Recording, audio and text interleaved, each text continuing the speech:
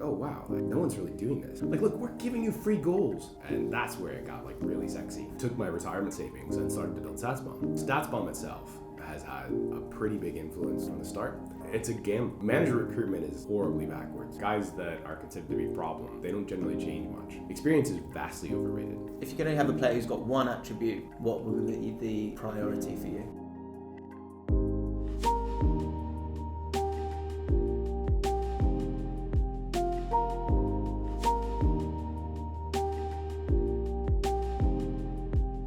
Hello everybody, welcome back to The Process. This time with Ted Knutson from StatsBomb, which is a company that I will let you explain instead of me in just a second. But the point of this interview for me is to highlight football analytics and how it's taking a stronger and stronger hold on not just the game itself, but also how people like me, someone who's a presenter in football, or people who have channels or whatever, fans, are interpreting the game as well. And then finally, I think just the journey of StatsBomb is really interesting as well as a company that's kind of at the forefront of that. And it was something that people didn't really want to go near maybe initially, and obviously you can enlighten me on that maybe, I don't know. But it's certainly something that people are diving into in a big way now. So first things first, I think the best way to kick it off is what is StatsBomb? And what are the coolest things that you get to do as being as the owner of StatsBomb? So first of all, I want to apologize. I'm at the back end of a flu, and so my voice is really rough. But hopefully it comes out all right. Let's see, StatsBomb. So StatsBomb is one of the world's fastest growing data companies, sports data companies especially. We've been pretty explosive over the last 18 months since we introduced our own data. And one of the reasons why we introduced our own data was, I talked to many people in the industry who didn't think there was space for it or thought it would be too big, too hard to do. But when I worked in football, we kept running across these conversations with coaches where they're like, well, you don't know this or you don't know that.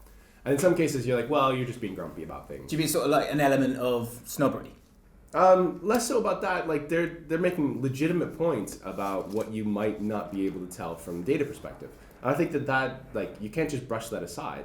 Sometimes you can tell when they're not interested, but sometimes they're like, look, if I wanted to buy into this, I would need to know these other things, and that's important. So basically, we launched our own data in May of 2018, and at that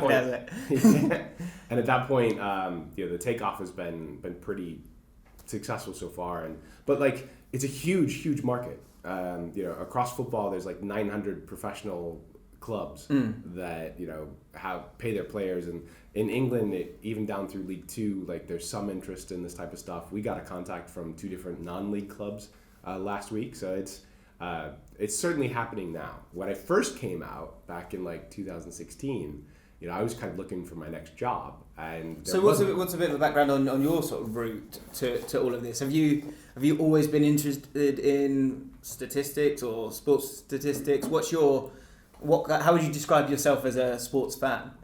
My 2 favorite sports are football and college football. So like different footballs. Right. In this case, soccer. So soccer, yes. Yeah, exactly.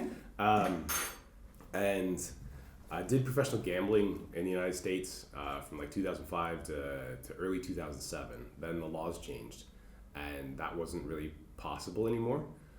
So I ended up getting hired by one of the world's biggest internet bookies to retool their platform from an American facing to a rest of the world facing. Okay. And that place is called Pinnacle Sports. First year I was there, they lost like $6 million. Well, I'm through. Is that a big number or not?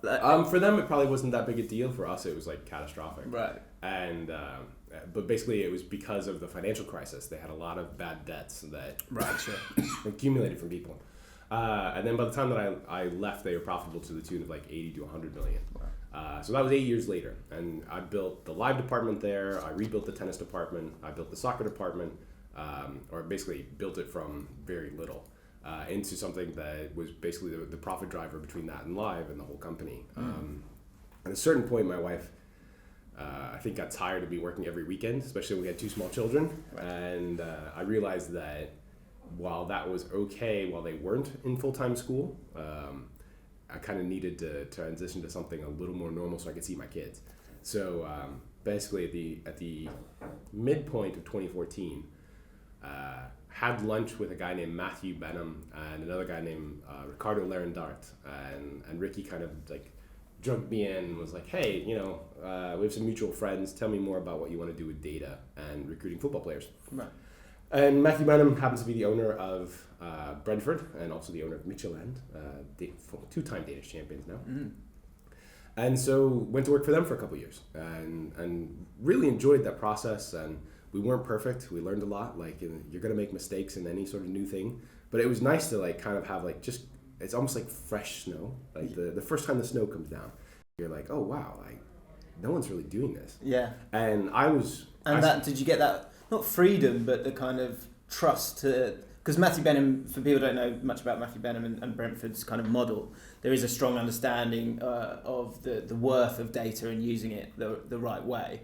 And so when he then brings in someone like yourself, by definition, he gives you a lot of, not leeway, but sort of opportunity to, like say, really sort of attack the opportunity that you've got, right? Yeah, we did have quite a bit, especially in the early days. And basically what happened was in that first year, the first thing that I did was work on set pieces, which was really weird. Like, I'm not a coach, and I don't have a background outside of like, I was qualified in goalkeeper coaching in the United States in graduate school. But anyway, Matthew and I spoke the same language because he's also made a lot of his money from professional gambling. Mm-hmm. And so started talking about like just the use of stats and to find outliers is really what you're doing. And also kind of a disbelief in the traditional evaluation of which leagues are bad versus which leagues are good enough for the Championship or the Premier League. Mm. And so we got rid of a lot of that. I think we were still quite successful. So basically when I came in, there was that first season, I worked on set pieces, and Brentford didn't really want to listen to that, but because Warburton was there and he wanted to do his own thing. You being a QPR fan might know Mark. Yes. Mark is a very organized coach, but also, just didn't want kind of the external, downstream stuff from the owner. Makes sense. He's traditional football. Yeah. But on the flip side, like Matthew has strong ideas about things that he thinks might be useful. So Brentford weren't doing much of that, or almost not at all, and Midtjylland did. And it drove Midtjylland to the title. And that season, I think Brentford finished third bottom in set-piece goals. And Midtjylland as well, people would remember that team because they beat Man United, didn't they? The next year, they won the league, and then they unfortunately didn't quite get into Champions League qualifying. They lost in, I think it was in Cyprus, in like insane heat or something like that. Right. Could be wrong about. Yeah, there's an outlier for you. You take the Danish team and pop them inside. Exactly. In August, ooh, this might be tough. Yeah, very pale people. So they were then in Europa League qualifiers and beat Southampton to get into the Europa League. Mm. Then in the group stage, they faced Manchester United, beat Man United at home 2-1 in Denmark. And then I was at the Man United game up at Old Trafford, my first ever time, sitting with the Danish fans in the away end of Old Trafford. And Memphis put on a show in the second half. Yeah. And Andre Roymer got beat so bad that like I wouldn't have been shocked to just see him do like the Tenenbaums thing, where he just like takes his shoes off, sits on the ground, cries a bit. Like, Memphis was just unplayable. Yeah. And so when it comes to the set pieces element of it, was that moment, was it very, very impressive, the stats that you, and the sort of end product that you could create with Midtjylland, and that's what allowed you to get a bit more responsibility with Brentford? Well, no, I was hired to do like recruitment and player recruitment, and my title was head of player analytics, which was basically like ended up being de facto head of recruitment on the Brentford side. Midtjylland side, we would give it to like their scouting group, and then they would have final choice, but we would give them like the best names that we could find that they could buy. So the set piece stuff happened then, and like it was weird, but basically it wasn't super statsy. Like we used stats to find the teams that were best at executing certain things, but then it was a lot of video work and qualitative analysis to find out best practices, how can we do stuff, and that's one where I really like the puzzle solving element. It's a little like American football in that like you have a stop-start and you can create different things going on. You're trying to get a free man in a particular space, whatever. and it never stops being fun. So we had success with it, and they've continued to have success, which is also great. Yeah. It wasn't just like, a one shot and done. And so we then came back to it, I think last year, from a StatsBomb side, and said, we can build a course around this. Like, some people just thought that it only succeeded because it was in Denmark, or it only did this, or it only did that. And the fact of the matter is, like, just set pieces are really backwards in football, a bit like data. So it was a place where the coaches thought they knew best, and then we proved overwhelmingly that they didn't know best, and they still found ways to be like, oh, well, we don't need that. Like, look, we're giving you free goals. Like, how can you want to turn down free goals? Like, free ice cream. Nobody turns down free ice cream. So in terms of set plays, in terms of working backwards, yeah, exactly. That's a good way of putting it. In terms of, what do you mean by that process of working backwards in terms of finding the answers that you want? Or not the answers that you want, or just... Scott, I thought that was interesting what you said a bit earlier, that as someone who kind of has a sort of basic level of statistics, I think what I'm starting to realise is actually the deeper you go in, the less... Not the less answers there are, but the more of an understanding that there isn't one definitive answer, right? Sure. So, with your experience with set pieces, what did you learn in terms of moving backwards from the end? Sure. Well, it wasn't just about moving back. So we have these assumptions. Like, you go in, you haven't worked with the coaches, you kind of assume how it might work. Like short corners, is that often one though, where people get annoyed when you don't just put it in the box? It's partly that, but like, what are you doing when you put it in the box? Like, what are the guys supposed to do? Do they know what they're supposed to do? Like, what is the actual plan? And so often we found that there wasn't a plan. And you're like, oh, well, that's an entirely different problem than what I thought it was. That's a horse of an entirely different color, you might say. Should you be in The Wizard of Oz. So basically what we did was like, well, we just need a plan, and we need lots of plans. And can we build a playbook? And can we make sure that the players understand what we're doing? And then can we add long throws? And that's where it got like really sexy. Well, it did. That's amazing. Yeah. You're like, we look back at the Stoke data, and we hadn't had it in our data visualizations. We hadn't had the filter in, and then suddenly we put the filter in. I was like, oh, I wonder how many shots and goals Stoke created in like the Roy Delap years off of long throws. So we put them in the filter for the shot maps, and one season Stoke had 53 shots and I think 8 goals off of long throws alone. 53 shots was like 15% of their total shot volume, just off of chucking the ball into the box. And Roy Delap's throw was great, but then it was like you get all tingly. You're like, oh, I didn't know that. And can we find somebody to teach players to do long throws? Is that possible?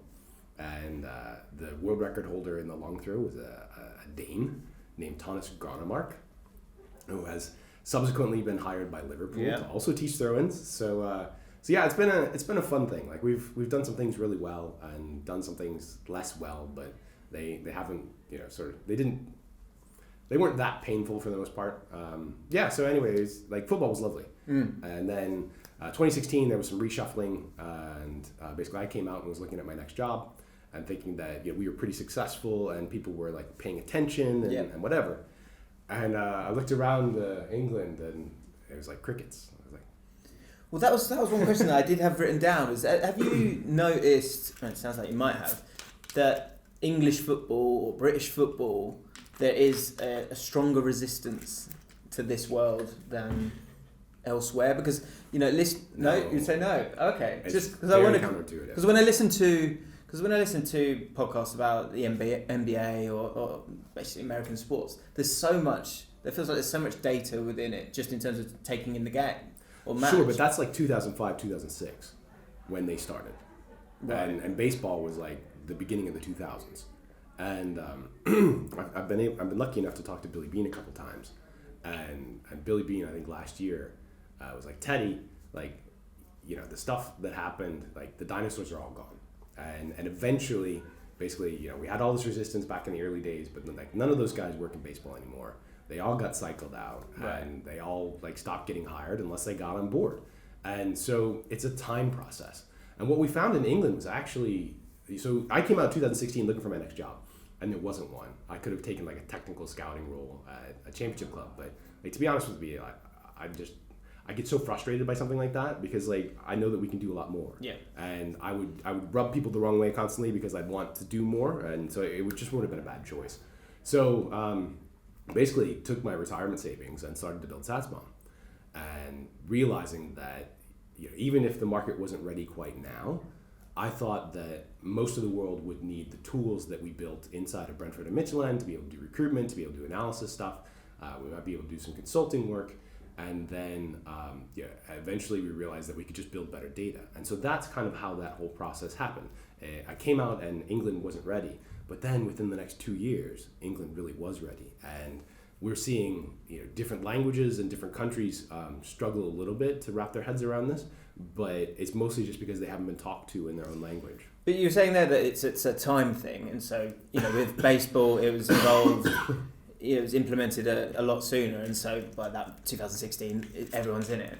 What was the moment? What do you think might be the catalyst in English football? What do you feel like it is the stuff that you've done, or is there something else that you saw there that you thought that was a kind of a turning point in terms of people's views on it? I don't want to be arrogant about this, but I also want to be honest about it, and it's not just me. StatsBomb itself has had a pretty big influence, like right from the start. It's really weird to think back that when I started writing about players and analyzing players, almost nobody was doing that from a statistical perspective. Like you might get scouting reports from guys, and there would be these guys that either had been professional scouts and they would talk about some players, they would list some players, whatever. And I started doing like statistical breakdowns and like large scale ones. Hey, these are the really interesting players from this league and from that league. And it was very early stuff, but like some of the things we stumbled onto were pretty valuable. And many of the players that I flagged up in that first year went on to become really top tier players, unexpectedly so to most people in football. Come on. Name drop for me. Diego Costa was one of the really early ones. Like you're like, look, like Falcao doesn't matter. Like Diego Costa is fascinating. Eric Lamela was very early on there, but like some of them were also duds too. Plenty of them were really cheap at the time. Max Kruse, so like 2.5 million euros, went on to play in the Champions League, stuff like that. There's just a lot. Yeah. And then playing more with the data as we went along. Who might Arsenal sign as like a striker to either complement or replace Giroud after Van Persie had left. And the people that were flagged up were like Lacazette in 2014. Prior to that, Aubameyang, who had been taken on board at Dortmund. A guy who went to PSG. Julian Draxler. Like plenty of ones that you're like, oh, and in the very early days, I did a thing for I think Arsenal column, and the guy that I most wanted, outside of Higuain, the guy that I most wanted Arsenal to sign was a kid named Kevin De Bruyne, who'd been on loan. Did he get on? Did he ever get Yeah, he's allegedly pretty good. So yeah, it was that type of stuff, and we were just doing like the baby steps, and then that got me noticed inside of football, and then we still have done some of that, and some of the fun things like Matthew became friends with Thomas Tuchel at Dortmund, and even before he went to Dortmund, like Thomas took a year out of his Mainz contract or whatever while he was waiting, and learned and went around to talk to kind of leading thought leaders to like figure out, are there better ways to play football? Can I learn? Yeah. And I got this email from a friend in German who also was like working. Basically, Tuchel connected us with Sven Mislintat, and they were looking at players for their summer window in 2015, and they wanted us to review their strikers, and I wasn't like super impressed by the strikers. And then we proposed a number of other ones, but there's this guy. They had like 4 potential defensive midfielders they would sign, and one of them was Ngolo Kante. And you're like, man, that's a sliding doors moment, isn't it? Like, wow. if Dortmund signed Ngolo Kante, what happens? And if Leicester don't get it, and then Chelsea don't get it, what happens? Well, to the entire league, right? Yeah. To the Premier League as a whole, it doesn't happen, does it? Yeah, it's a fascinating moment, and he was like one of 4, and I don't think they signed any off that list, but pretty intriguing stuff. So I guess on a personal note, when you look at it, there was a moment of being brave enough to start StatsBomb, taking that retirement money and doing it. What was, as someone who works in statistics, was that quite an emotional decision, or were you able to kind of look at it clearly and go, no, there's a huge market for this? I would say it's a gamble, and I was a professional gambler for a long time, and And to be fair, like transfer pricing is also a gamble. Like this is what we think the value of this player should be. Sorry. Well, welcome to the Innovation Center. Yes, yeah. Where we have regular construction. Really? Yeah. So yeah, it feels like it's paid off, but like every day, you're also a little worried that somebody's going to come in and do better than you, and it's a motivating force. It's not fear. Like we want to continue to progress the space. And StatsBomb. So I think back to the beginning. I kind of totally moved off of this, but StatsBomb for the early days had like a really kind of impressive engaged follower list. Like plenty of people that were in football followed us on Twitter and then started listening to the podcast. And I didn't even know the people that listen to the podcast, but like I've gone around the UK and like, I listen to your podcast. I was like, what did we say about them this week? Like, right. We're not. We don't criticize like directly, but we try to analyze and find out what's going on. Yeah, I think that's what I like about the podcast, and I think this is the sort of route I want to go down with incorporating statistics in the way that I look at football. Is exactly the tone that you have with the podcast, where it's two guys still having their opinions on things, but there can be a bit of seasoning from those statistics that help you either add weight to something or enlighten you on something as well. There's still, like James, for example, who's the other person on the podcast, is also a person who doesn't really understand Marvel films. Another James doing so similar to me. He's still that Spurs fan, isn't he? And he's still, when Jose Mourinho comes in, he's still a bit excited but a bit nervous and all of those things. So that doesn't have to go away. Let's talk about Jose Mourinho, because it's as we're recording, it's the big story. And more so sort of manager recruitment, because I find both the hiring and the firing of managers really, really interesting.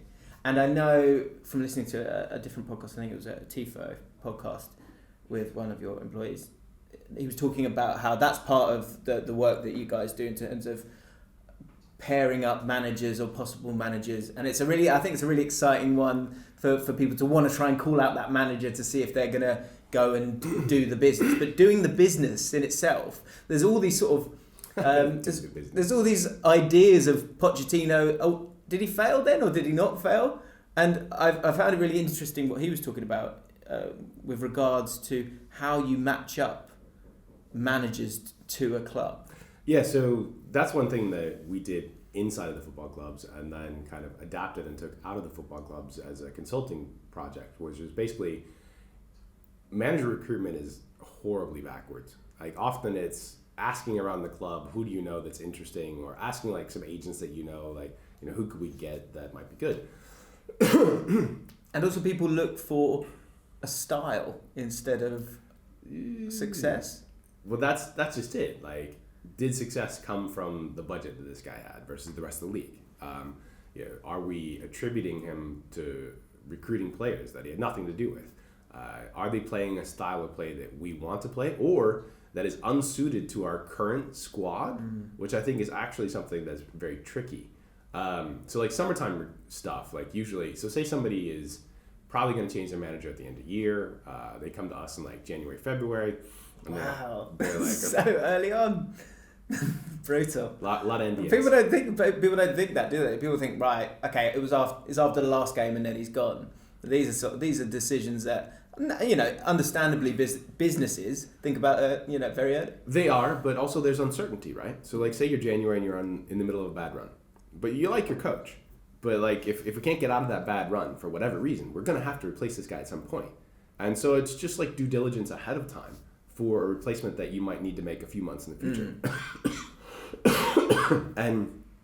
And so what we found was like the mates network is very unsuccessful in finding your future good head coach, like, and almost regardless of how big your club is. So we wanted to start like building objective information in it. Even if you don't hire the people that we review, at least give us a structure that says, okay, we need somebody that's willing to play our young players. We need somebody that wants to play in this type of style. And those are usually like the two biggest ones, but that's still pretty good. Some guys are a little bit crazy, and can we incorporate a little element of that in the reviews or not? Like looking at news reports and stuff like that. So it's basically building these dossiers that you would for any executive recruitment that gets paid anywhere near what these guys get paid. Right. It's just dumb not to do it. It takes you, 5 figures in order to get a much bigger profile of like 15 to 20 head coaches that you're going to then pay their whole group, say, 12 million over the course of the contract. It's just like it's a bad idea not to do it. So when it comes to Mourinho, this is probably not the best example because obviously at an elite club there probably aren't as many options, or you're more likely to go to an obvious option instead of giving it to Chris Wilder or something like that. If you were looking at Spurs and looking to fit someone for that club, what are some of the criteria that you would sort of naturally go to? I think they're quite athletic right now. You need to kind of be able to succeed with the talent that they have, or maybe 1 or 2 additional buys, though. It's not going to be like United where they just spend a ton of money, or Man City or whatever. So you need to be a little careful about somebody on that perspective. Can you get the most out of who they have? They have a great midfield right now. But they're also coming off the back of allegedly being quite frustrated and tired of the regime of Pochettino, and they want them to press, but they then haven't really pressed very well. So it's a tricky thing. Like, there's a lot of context around it. You can at least advise about the context, despite the fact that there are stats there, and be like, hey, we think that you guys should play a pressing style, a bit like Pochettino did. But if you don't want that, maybe you want somebody that's a good manager that still plays a pretty good style, that knows how to do this or that. Marcelino's out there. He's a different lot of people style. are interested in Marcelino, aren't they? They're excited by him as a manager. Yeah, I mean, I think Marcelino would have cost quite a bit less than Mourinho, but he's not bad. I think it depends how you want to spin Mourinho, isn't it? Can he galvanise that squad? Absolutely. Can he win you trophies? Absolutely. Could he be a problem as well? Absolutely. Yeah. So it's a bit of a gamble, isn't it? Well, and I think that almost every head coach is a gamble, though, and so that's what you're looking at, too. Maybe you don't sign him in a 3.5-year contract, but as we said on the podcast yesterday, I'm almost sure that there are break clauses inside of there that if they don't qualify for the Champions League, then they don't have to pay the tail end of it. Another element of it with Mourinho is maybe coming off the back of a manager. You look at Fergie and then David Moyes coming in. I think there was an element where, you're never going to be the same sort of standing in the game or the personalities to kind of get you through it. Jose Mourinho, I think that is one strength that could work in his favour, is the fact that you've got Pochettino, who's this huge manager. If you went to a Marcelino, there might not be the same kind of, not credit in the bank, but just that personality that allows you to kind of move on from such a big manager. With StatsBomb, obviously, a lot of the stuff would be physical attributes and sort of end product in terms of passing, things like that. What about sort of behavioural metrics? What are your thoughts on that, and how is that evolving? I think that there are some things that I discounted early in the period when we were at the clubs that I would account for more, which is that guys that are considered to be problems, like, they don't generally change much, and they go from place to place to place. So even if they're super talented, they often cause issues or unrest at the places they go. And maybe if you've got a strong squad, you can handle 1 or 2 of those, but you really don't want to make everybody's job harder.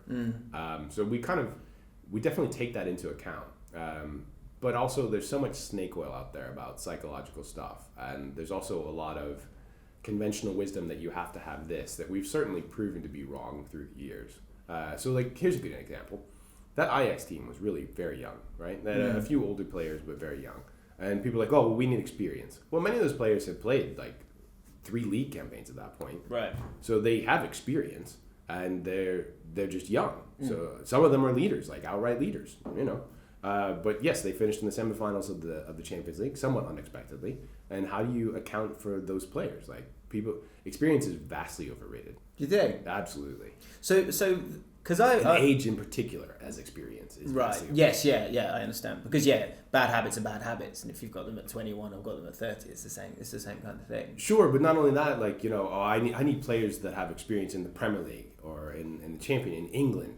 No, this is a lie. Many of the best players in the Premier League have not been in the Premier League previously, and immediately came in and just sparks flew, and they were awesome. Right. Mohamed Salah is a great example, right? all of the City signings over the years have been really strong. It has nothing to do with Premier League proven. Like, that's a bunch of nonsense. Because I was talking to my friends about leadership and the fact that Arsenal supposedly don't have leaders, and so then the question you ask is, when did they have leaders?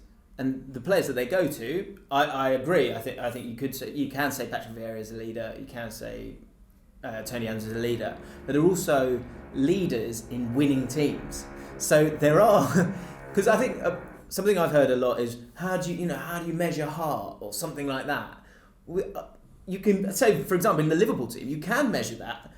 James Milner heart or Henderson heart, you'll see it in the amount of sprints that they do, the interceptions that come from them. So I think the thing with leadership, a lot of it comes from being right and getting it right. Would you agree with that? What are your thoughts on leadership? I think leadership remains important. We would say that the models kind of quantify it from the top down. And if you have no leaders, you might have a harder time succeeding. I think communication is the thing that's like a much bigger deal that doesn't get talked about. So like basically a coaching role is a communicator and a teacher. And if you cannot get your ideas across to players, then like how are you going to succeed, right? What is my job? And so many coaches talk in a language that has no applicable action attached to it. So you need to do the work, right? Like that's something the coach might say. Press, okay, but like what does press mean, right? Is it in this situation, in this situation, in this situation? There's a whole bunch of moments that you need to clarify what that means. You need to be more aggressive. Again, what does that mean? Yeah. Right? Like these are things that we use, and they matter. But within the context of a game, you're not telling that player what he's supposed to do. You're giving him like a nothing. Yeah. And if you're giving them nothings on a regular basis, right? Like you need to be more aggressive. Well, how do you want me to be more aggressive in order to operate in your system? And actionable language is something that is really missing from some coaches, possibly because it's their second or third language, which again, I understand that. But communicating and teaching is almost entirely your job. Maybe some of it is man management as well. If you fail to do that, then your players are going to look lost. And it's not because they're not leaders. It's because you're not telling them what they need to do in a way that they can understand it. And that's your fault. That's not theirs. And picking up on little bits of feeling on players at different moments, because that communication needs to be right consistently over a long period of time. You can lose a player so quickly now, right? So here's a really good example from a player that we were around that was a young player and looked like he had the world at his feet, but we were talking to the coaches about it and being like, I think that he makes the wrong decision regularly based on his skill set. So here's an example of a player that we were around and we talked to the coaches and we looked at his skill set and be like, I think that he's making poor decisions as we get toward the final third, based on what he can do. And his name's Pione Sisto, went on to Celta Vigo, but he's a very good passer. He's a lightning quick dribbler, and he would often end up taking long shots. Now he's a pretty decent long range shooter, but the fact of the matter is, if you're a very good passer and a lightning quick dribbler, you have a lot more stuff that you can do in and around the box that will be better for the squad if you're able to be a little more aggressive. Take more risk in those spaces, but the coaches have to encourage him to take the risk. Right. You have to nudge him forward, make him comfortable that if the ball gets taken away, it's not that big a deal. If he makes a pass to his teammate and like something bad happens, again, it's not that big a deal. And so looking at some players' skill sets, like the easy way out is to take that long shot and hope you score a goal. But the correct way for those players is to actually be more dangerous, potentially create a pullback or a cutback, square it to the open man that's on the far post, and that actually, or even take a shot from just 2 meters further in. Yeah. You go from like a 2% to an 8%. That's like 4 times the chance, right? So like that's a pretty big deal. And so coaches have to both be careful with players not to break them, in that like you want to make sure that they understand their roles and their decisions in all these spaces, but also like given their skill sets, you need to encourage them to be more comfortable taking risks, especially up front where it's not dangerous for you, because the rewards, if they succeed, are so much bigger than if they just take the easy option and shoot from range. You're talking about sort of different chances there. I put on Twitter I asked for sort of a few questions and see what people were thinking. One that sort of kept coming up was XG. And so I host a show for the Premier League, and it's about fantasy Premier League. And the Premier League aren't huge on XG, and there's just a lot of discussion about XG. So two questions with this. First of all, what are your thoughts on XG? Because I think it's becoming a more prominent statistic, and there are a lot of different ways of looking at XG. Am I right in saying that? Possibly. People have different models. And then, what do you think are the next steps for XG as it evolves? Because I imagine it's evolved a huge amount already. It has, yeah. So expected goals or XG, is a really good framework for kind of valuing the game. It falls down a little bit as you get further back, and we've looked at different ways to correct for that. But it's really just like how good was a given chance, right? Aggregated across many different things. And one of the problems you get is like, say it looks like a really good chance in the data, but then the model says that, or the reality is the video, it was behind the player, and so it's actually a pretty poor chance, or skimmed off the top of his head, because it's like, he got his head on it, but it's like an 8.5 foot cross and he skims off, and like that's not a good chance, right? Yeah. So one of the reasons why we did better data and started adding all the players between the shot and the goal and the position of the goalkeeper was to try and correct for little bits of that. And it was because the coaches were like, hey, we could do better. And that's why StatsBomb data kind of has had the uptake that it has, because it's a little bit better at estimating an individual chance and like crimping in the error bars. But I think XG is actually like really important across a lot of different factors inside of football. And it graduates from expected goals is usually what we treat as the quality of a shot, right? Should he have scored that? Or did we get unlucky today? Yeah. Like that's kind of the context around it. The next level of that is, are we moving the ball into dangerous areas? And are we progressing the ball in ways that's really valuable? If you always progress the ball wide, then have to cross it, that's a very inefficient way of playing football. Because you have to get a little bit lucky. Maybe if they have short center backs, you might have a better chance at it. But on the whole, Trent and Robertson, that might help as well. Possibly, but Liverpool also will play centrally quite often. Sorry. So bringing the ball into valuable space becomes the focus of like that next level. And is this player, progressing the ball in ways that are dangerous? Can he make a pass that then improves the potential chance for us to score? Even from far back to central. And that's kind of the next level. It usually involves some level of tracking data in order to really start to contextualize everything. But it is something that, so on our YouTube channel, we have one. Ooh, yeah. On our YouTube, link is in the description. On our YouTube channel, we have lots of talks from our conference.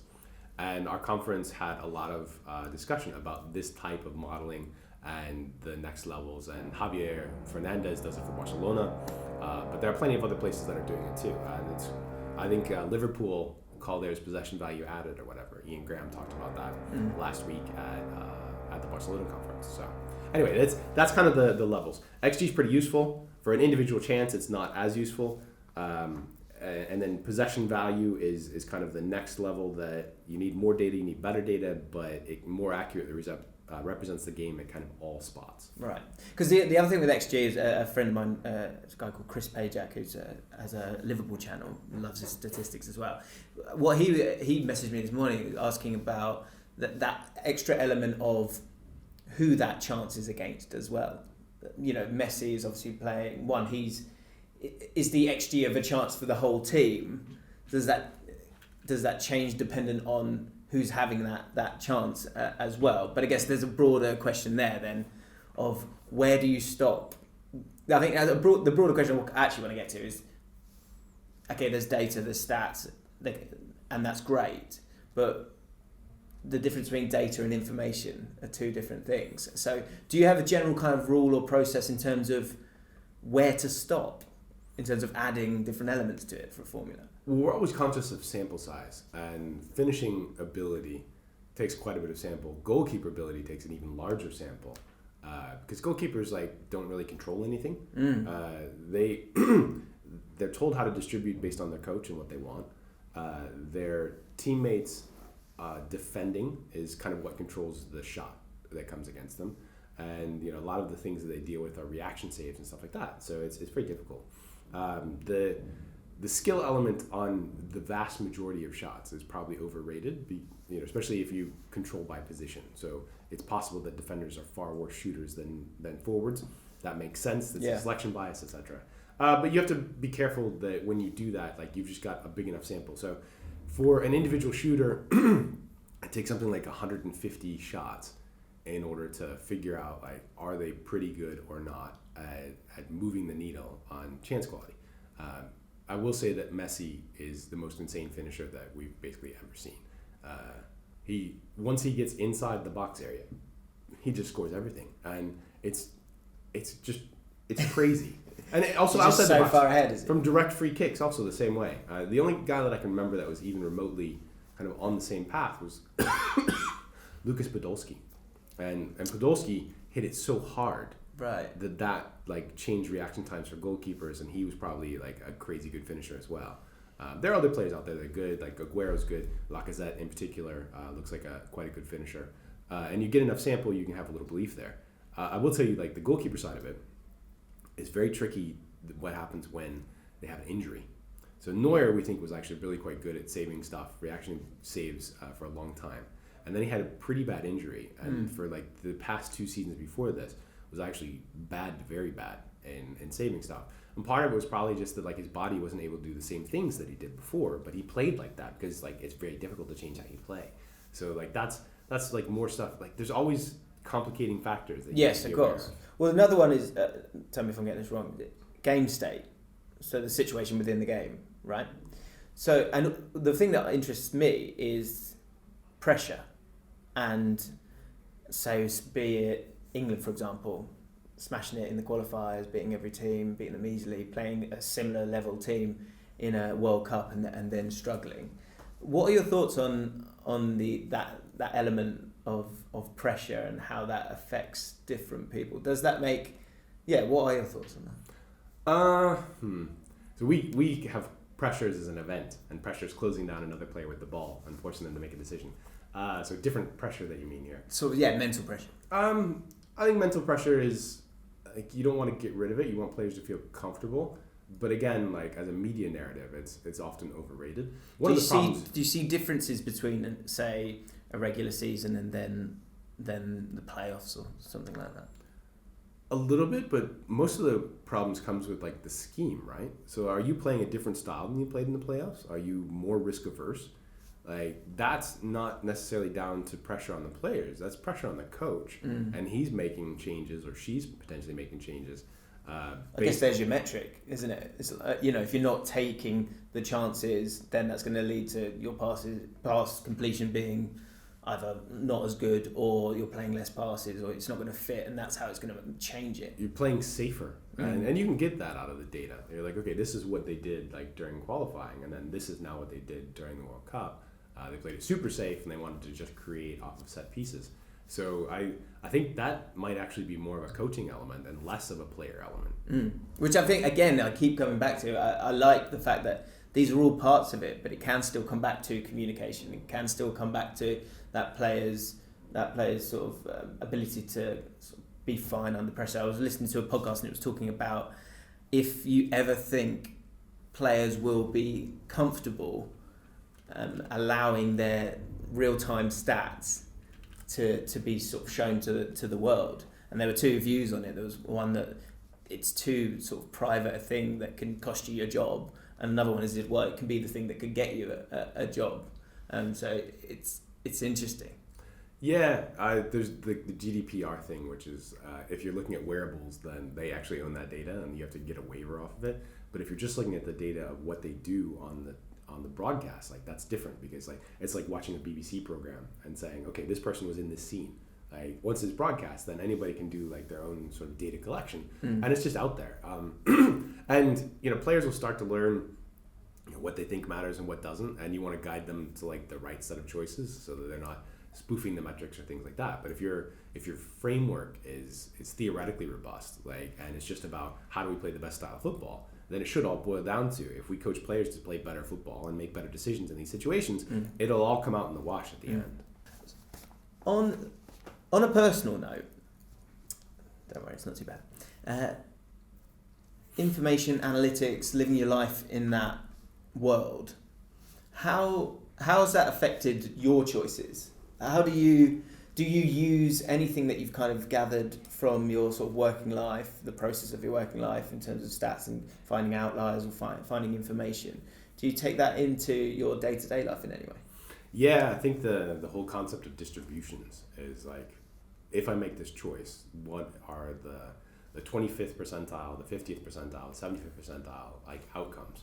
And because I run a startup, like that's actually kind of a big deal. Yeah. You want to look at it and say, okay, if our company is valued here, what does it look like in 3 to 5 years' time if we make this set of choices or this set of choices? Right. And that actually is super valuable. And it's true in a lot of different ways. Maybe you don't do that on your personal relationship set of choices, but certainly in like your life and your career, and do I take this and what does it look like? Mapping out possibilities, I think is really pretty important. If I take this job now for less money, like what options does that constrain me from in the future? And most of the time, like I get analysts that talk to me all the time, kids that want to get involved in football analytics, they love it. And I totally understand that. And basically, they often have skill sets that are super valuable in the business world, but they want to work in sport. I'm like, look, if you have like a 6-figure offer coming out of school to work as like a high-end computer developer and data scientist, take that job for at least a few years and put a bunch of money in the bank, because like you probably don't have much in the way of expenses. Mm-hmm. And then what happens is, by doing that, 2, 3, 4 years down the road, especially if you're still doing this other stuff as a hobby, like you open up so many other potential choices for yourself that doesn't mean you're eating ramen every week. Yeah. And I think that's like a good qualifier for quality of life. Do I not have to eat ramen? Yes. Yeah, that's a great. Maybe you like ramen and that's okay. But there's different levels of ramen, isn't there? Yes. I understand. Because I think you've spoken about it a couple of times in terms of that sort of not working backwards, but I guess from the other side of it, if you can understand the knock-on effects, then that's a better understanding of where you want to get to. Sure. And so that's really, really interesting. A few final bits. One is a question I ask everyone: what keeps you up at night? And that can be personal, or that can be more likely StatsBomb. What keeps you up at night? Hiring. Hiring is very difficult, and I get a chance to talk to a lot of people in different sort of startups or big companies or in the football space, and hiring almost never gets easier, and it's always a challenge to make sure that you get the best people into your company or your football club or whatever, to then hopefully be able to succeed alongside of them. But they're humans, and it's always complicated. So yeah, that's a big one. Like hiring the right people at things that we can afford, that's very challenging across like every walk of life. Yeah. And I think that's mostly it. Like I had a health scare back in like 2013, and it kind of really changed my perception of a lot of stuff. Really? Like a lot more positivity. It feels like I enjoy life a lot more because I know that it's a little fragile. Yeah. And so, hopefully, we continue to progress, and I don't have too many bad nights. I hope so. Yeah. Flu's enough. Flu could flu a bit. Speaking of hiring, what is the one attribute, if you could only have a player who's got one attribute, one physical, one mental, what would be the priority for you, the players? I know that's really, really broad, but is there anything that is always just so crucial? Passing kind of is always the choice that you lean toward, because even guys that are a little slow, if they're good passers, they can make up for that in kind of decision-making choices and ability to pass. As you get higher up the levels, there's still selection bias. You've got to be pretty fast and pretty strong in order to even play in the Premier League. Right. Like, it's a very physical league, and it's fast-paced. From that, being able to like see the pitch and also scanning is like a big deal, because it kind of allows you to see the future a little bit. Yeah. So I think that's a big one that we constantly look for in recruitment. Pace would be like the next closest one. If you can get that combination, you can overcome a lot of other things. Yeah. Mentally, like a willingness to learn. Like, do you like learning? Because most of the time we look towards youngish players as guys that we recruit, and we feel like you can continue to improve. If you can continue to improve, then what we see right now can then be enhanced on.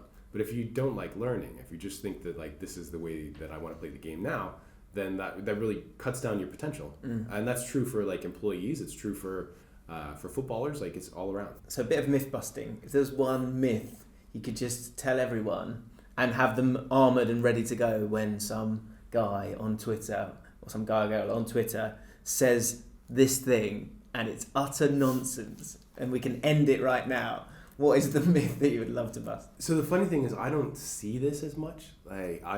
Because we're 6-7 years after I started, a lot of the nonsense has been filtered out of my feed, either via blocking or muting, or simply that the people that talk to me are more educated. They opt into my feed because they it's a natural thing where they like to know more about football.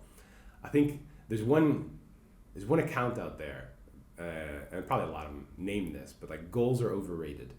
And I think that one is kind of my favorite way of contextualizing almost everything that we do. Right. Because it's true. Oh, right. Goals themselves are overrated. Yeah. The ability to regularly score goals and create goals is not overrated. And so there's a probabilistic element that said that football has a lot of luck inside of it. Liverpool had a goal scored against them that bounced off of a beach ball. Right? Yes, good point. And it's not just... Things happen. Yes, things happen. And mistakes happen.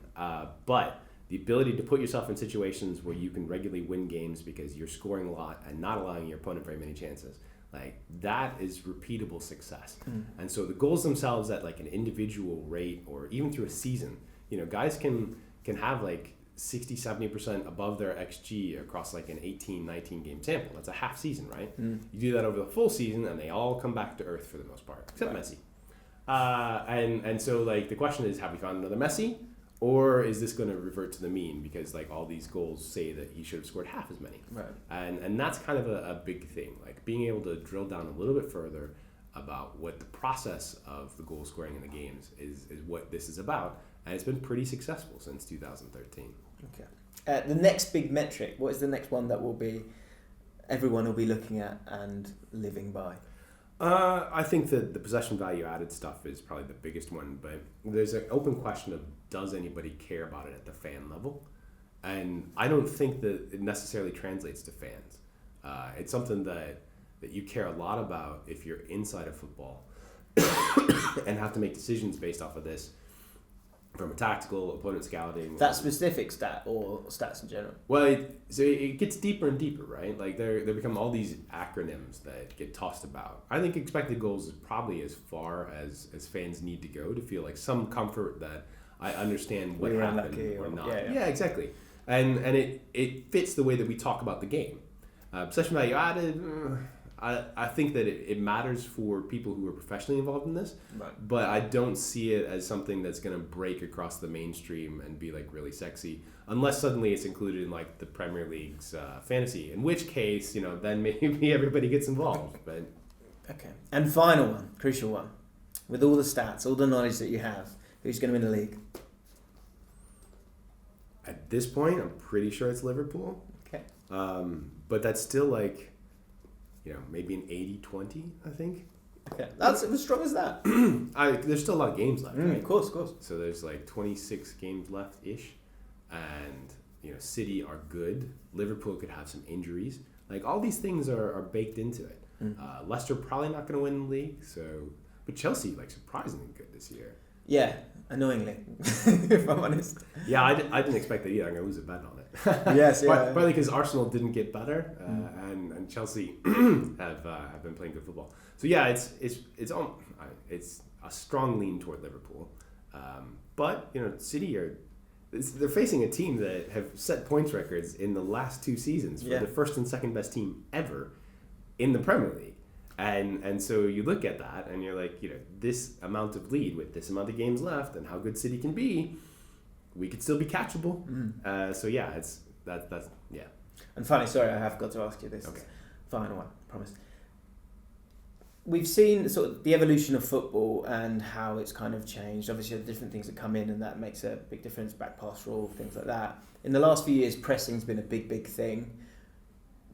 Where do you see this sort of evolution of football going? Because pressing, continues to do well for a lot of teams, and often it's about trends and things like that. But is there a trend or an evolution of the sport that you can you feel like you can see on the horizon? I kind of have said that teams will become smarter about set pieces. I'm not sure that that's going to happen as much, but we try and do our part there. Because there's just like so much to make up for, and like I said, it's such a controlled moment, right? Sure, and free goals. Everybody loves free goals, so like why not? Especially when every goal in the Premier League is like £2.5 million. Right. So if you're able to create 2 extra goals, like that's a lot of value. Yeah. So I think that set pieces a little bit. There's going to be a tactical ebb and flow kind of constantly. Pressing, I don't think will fully go out of style, especially systemic pressing with positional elements. But you know there are times that managers who march to a different beat or head coaches that march to a different beat have done quite successful against that. So Conte has done pretty well in the past. Lucien Favre a little bit against that. Marcelino a little bit against that. And so there's not like one absolutely correct choice. I think if you were to do the Conte or the Marcelino style, add set pieces to it, and you're like one of the few that have that, that's a big benefit because there are not as many teams that are used to playing that. So every time they play you, like they see different stuff and they have to make those decisions in the spur of the moment. So I think that's pretty, that's useful if you have it. Like Big Sam being like the only big team was really useful for a long time. Yeah. And then you saw like 4 or 5 other head coaches, usually English trained, bring their teams in. And Arsenal's now switching to 4 center backs when they play these types of teams, and they kind of understand it better. Right. They figured it out eventually. But it's a constant battle. It seems everyone's got. That's what makes it fun. Exactly. Yeah. If it were always the same, it would be really frustrating. Absolutely. But yeah, I think like the tactical variation we've seen change a ton over the years, and some things go in and out of style, but like there's never one exact right answer, and that's great. Ted, thank you so much. I would shake your hand, but I don't need. You should have this. That should be yours. Thank you so much. I really, really appreciate it. As Ted said, there is a StatsBomb YouTube channel, so go and subscribe to that. And the podcast is brilliant. I listen to it every week. So yeah, please go check that out as well. Obviously, this is the process is a podcast as well, so you can download that on iTunes and Spotify. If you're new to the channel, hit the subscribe button and the like button. Let me know your thoughts in the comments below, and I'll see you soon.